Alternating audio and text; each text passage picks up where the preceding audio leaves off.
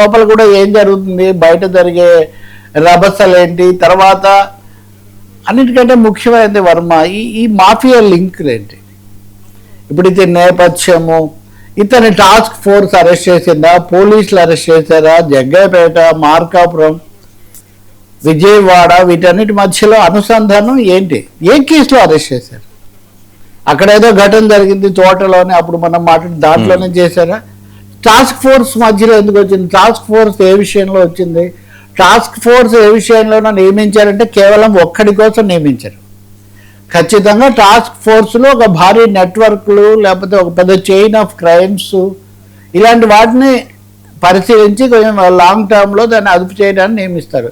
కాబట్టి task force పాత్ర ఏంటి? ఇప్పుడు టాస్క్ ఫోర్స్ని ఏమన్నా ఇందులో బాధ్యులను చేశారా?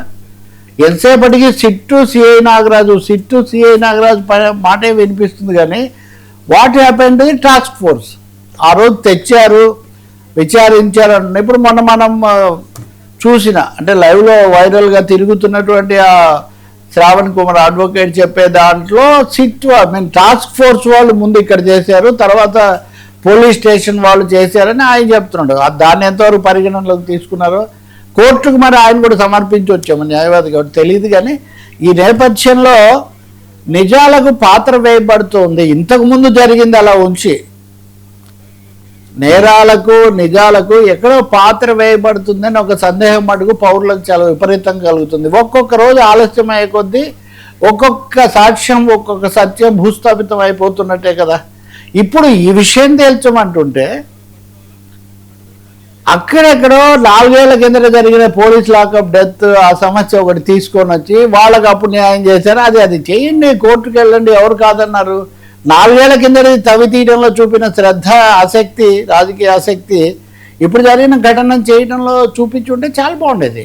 ముఖ్యమంత్రి రంగంలోకి వచ్చే వరకు ఏం చేయలేదు, వచ్చిన తర్వాత జరిగింది. ఇంకా అన్నిటికంటే కీలకంగా నేను అడుగుతున్నాను, చాలాసార్లు మనం అన్నాం, ఎందుకు పూర్తి విషయాలతో ప్రజల ముందుకు రారు?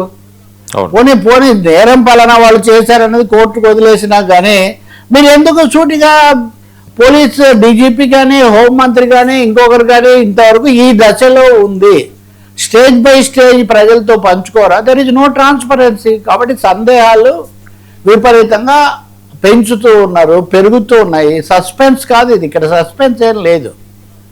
జరిగిందన్న దాదాపుగా నిర్ధారణ చేస్తున్నారు మీరు చేసిన ప్రకటనలు, మీరు తీసుకున్న చర్యలను బట్టే. కాబట్టి ఇది చాలా కూటమికి, ఇది చాలా ప్రజాస్వామిక కోణంలో చూసినప్పుడు ఒక మచ్చలాగా ఇది ఉంటుంది. దీన్ని ఇలాగే సాగు తీసుకోవడానికి కూడా ఎంత మాత్రం శ్రేయస్కరంగా నా ఉద్దేశంలో రాజకీయంగా ముఖ్యమంత్రి, ఉప ముఖ్యమంత్రి, హోంమంత్రి, డీజీపీ ఆ స్థాయిలో ఒక సమగ్రమైన ప్రకటన చేస్తే తప్ప దీనికి న్యాయం జరగదు.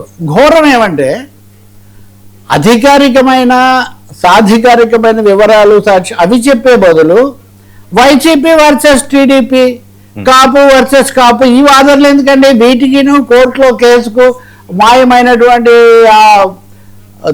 మనిషి, ఆచూకీ తెలియని మనిషి మృతదేహం సాయికృష్ణ, అదే నేను అంటుంది, ఆ సాయికృష్ణ మృతదేహమా లేకపోతే అక్కడ దగ్ధం చేశారు, ఇవన్నీ ఏంటి? ఇప్పుడు 23, 24 తేదీల్లో వివరాలు అంటున్నారు. ఒకటైతే మాకు తెలియలేదని అక్కడ స్వర్గపురి శ్మశాన వాటిక వాళ్ళు చెప్పారు, విద్యుత్ శ్మశాన వాటిక వాళ్ళు అంటున్నారు. ఇవన్నీ కలిపి చూస్తే మామూలు వాళ్ళకైనా తెలుసు కదా. ఈ రోజుల్లో మీడియా దగ్గర నుంచి, సినిమాల దగ్గర నుంచి అన్నింటిలో ఈ అంశాలు వస్తున్నాయి. హెబియస్ కార్పస్ ఇప్పుడు నడుస్తుంది. అదైనప్పుడు అనాథరైజ్డ్ శవాన్నైనా సరే పంచనామాలు అవి చేయకుండా, ఫోటోలు తీయకుండా, దాన్ని ప్రకటన చేయకుండా అసలు దాన్ని కాల్చడానికి లేదు. ఘోరం కదా. ఇప్పుడు అదే భయం వస్తుంది. ఇప్పుడు ఏం భయం తెలుసా అండి? ఇప్పుడు నేరాలు చేసిన వాళ్ళని ఎవరు సమర్థించాలంటారు. నేరాలు చేసే వాళ్ళు అనేక రకాల వాళ్ళు ఉంటారు. అనేక సందర్భాల్లో పోలీసుల దృష్టికి వెళ్ళడము, లేకపోతే అవతలి వాళ్ళు బలమైన వాళ్ళైతే వీళ్ళని పోలీసులకు అప్పగించటము, ఇట్లాంటివి జరుగుతుంటాయి. ఇలా జరిగినప్పుడు ఇలా గల్లంత అయిపోతే మామూలు తల్లిదండ్రులు కూడా భయపడుతున్నారు. మనకు ఒకటి తెలుసు కదా, ఇప్పుడు గంజాయి అనేది చాలా విస్తృతంగా వ్యాప్తి చెంది. ఉదాహరణ తెలుగు రాష్ట్రాల్లో ఉడతా పంజాబ్ కాదు, తెలుగు రాష్ట్రాల్లో కూడా ఈగీలని అదని ఇదని పెట్టి నాన్న అవతల హడావుడి చేస్తున్నారు. ఈ సమయంలో వాళ్ళ యువకులు లేకపోతే ఎవరైనా దారి తప్పి ఏదైనా చేస్తే, అది ఏదైనా జరిగితే ఏమవుతుంది? పైగా దీంతో పాటు ఇంకో 4 కేసులు కూడా ఇప్పుడే బయటకు వచ్చినటువంటి పరిస్థితి కూడా కనిపిస్తుంది, రకరకాలైనవి. కాబట్టి ఇదేదో చిన్న రాజకీయంగా మాఫీ అయిపోతుంది, లేకపోతే కోర్టుల ద్వారా పై వార్తలతో అవుతుంది అన్నది ఏమాత్రం అది నిజం కాదు. దీన్ని కప్పిపుచ్చిన కొద్దీ, తొక్కి పట్టిన కొద్దీ ఇది ఇంకా పెరుగుతుంది, ఇది ఇంకా విస్తరిస్తుంది. మీడియా కూడా ఈ విషయంలో చాలా సంయమనంగా, బాధ్యతగా, సైడ్స్ తీసుకోకుండా వ్యవహరించాల్సినటువంటి అవసరం ఉంది. ఎందుకంటే ఇప్పుడు సిఐ కూడా వచ్చి ఒప్పుకుంటున్న విషయాన్ని ఏమీ లేదన్నట్టుగా రాశారు, చెప్పారు. ఎందుకు చెప్పారు అంత అత్యుత్సాహంగా? కాబట్టి నా ఉద్దేశంలో న్యాయస్థానం ఒకవైపు, సిట్ ఒకవైపుతో పాటు న్యాయ విచారణ జరపాలి. ఎవరో ఒక కీలకమైన బాధ్యత వహించే ప్రభుత్వ అధినేత ఒకరు వచ్చి మాట్లాడకపోతే విశ్వసనీయత అనేది పూర్తిగా సన్నగిలుతుంది. విశ్వసనీయత నిలబడే అవకాశం లేదు. ప్రత్యర్థులను తిప్పికొట్టడం వేరు, ప్రజలకు నిజం చెప్పడం వేరు. ఈ రెండింటికి తేడా తెలుసుకోవాలి. ప్రత్యర్థులను ఎంత తిప్పికొట్టుకుంటే అది వేరే విషయం. సో ఇక పూర్తిగా దీనికి సంబంధించిందంతా నిజాలు నిగ్గు తేల్చే అవకాశం ఉందంటారా? నాగరాజు ఇంకా పెద్ద విప్పట్లేదు. అదే కదా, ఎందుకు విప్పట్లేదు? విప్పడానికి ఆయన మీద ఒత్తిడి పనిచేస్తుందా, లేదా విప్పకుండా ఒత్తిడి పనిచేస్తుందా?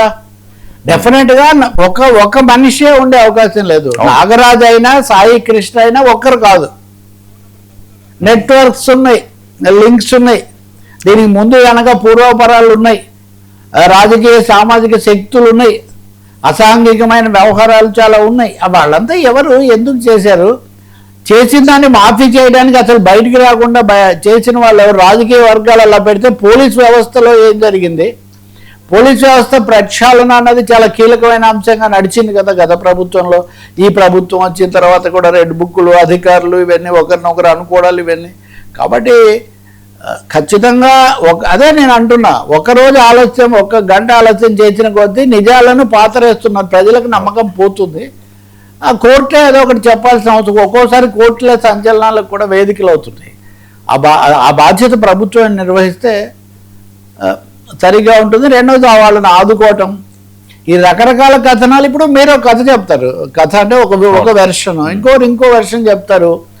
ఎవరిని మీరు తప్పంటారు? మీరు అసలైన వెర్షన్ చెప్తే కదా దాని ఆధారంగా ఎవరైనా ఒక అంచనాకు వచ్చేది. సో ఇప్పుడు అక్కడ కోర్టులో చెప్పిందే ప్రజలకు చెప్పండి. పోనీ ఇప్పుడు కోర్టులో మీరు ఏదో ఒకటి దాఖలు చేశారు కదా మీ ప్రభుత్వ వాదన, అదే ప్రజలకు చెప్పండి. బహిరంగంగా ఎందుకు చెప్పరు? ఎవరో మీడియా ద్వారా తీసుకొని వచ్చి మీలాంటి వాళ్ళు చెప్పాల్సినంత అవసరం ఉంది. సార్ పవన్ ఏకాకి అయ్యారా? మొన్న అసహనం, బాబు వత్తాసునేడు కూటమిలో ఏమైనా విభేదాలు వస్తాయి? నేను మంత్రివర్గ సమావేశం జరిగింది, అట్లాంటివి మనం చాలాసార్లు చర్చిస్తుంటాం. కాబట్టి మంత్రివర్గంలో ఓరరుస పెట్టి కంపెనీలు, వాటికి భూములు, కేటాయింపులు, ఇదంతా దాన్ని మనం అలా పెడదాం. కానీ అక్కడ చంద్రబాబు నాయుడు గారు ముఖ్యమంత్రి మాట్లాడుతూ పవన్ మీద వైసీపీ వాళ్ళు దాడి చేస్తే మీరు అండగా నిలబడాల్సి ఉంటుంది, మీరు సమర్థించాల్సి ఉంటుంది, ఎందుకు మీరు మౌనం వహిస్తున్నారు, ఉదాసీనంగా ఉన్నారని